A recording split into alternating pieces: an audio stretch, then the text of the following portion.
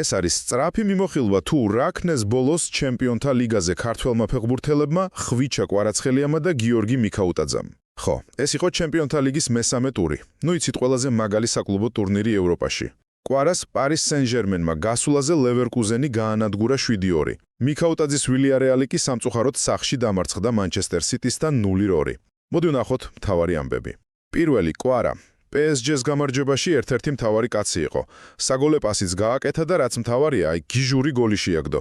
წარმოიდგინეთ, ბურთი ჯერ ერთ ძელს მოხვდა, მერე მეორეს და ისე გავიდა კარში. საოცრება. ეს მისი მეშვიდე გოლია ჩემპიონთა ლიგაზე. მერე გოლი აღნიშნა იმ ცნობილი ჟესტით, ყინული ჩემს ძარღვებში, ანუ ხო ხვდებით წნეხის დროს რომ 7 ხარ. PSG 9 ქულით პირველია ჯგუფში და შემდეგი თამაში 4 ნოემბერს ბაიერნთან აქვს. მეორე, გიორგი მიქაუტაძე და ვილიარეალი. ნუ აქ სულ სხვა სიტუაცია. მანჩესტერ სიტისთან ძალიან გაუჭირდათ. მიქაუტაძემ ძირითადში დაიწყო, 66 წუთი ითამაშა, მაგრამ სიტი დევრად ძლიერი იყო, მომენტები ფაქტობრივად არ ქონიათ. ხო და გიორგის თამაშით შესაბამისად დაბალი ქულებით შეფასდა. ვილიარეალს ჯერ მხოლოდ 1 ქულა აქვს. შემდეგი თამაში 5 ნოემბერს პაფოსთან უწევთ. თან ამბობენ ლონდონის ტოტენჰემი დაინტერესდა მიქაუტაძით. და ბოლოს მესამე.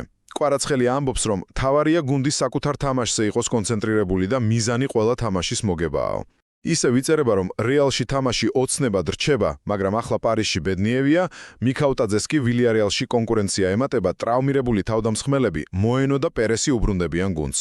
მოკლედ, კვარამ ისევ გაიბრწყინა PSG-ში, მიქაუტაძეს და ვილიარეალს კი რთული პერიოდი აქვს ძლიერ მეტოქეებთანაც და შიდა კონკურენციის გამოც.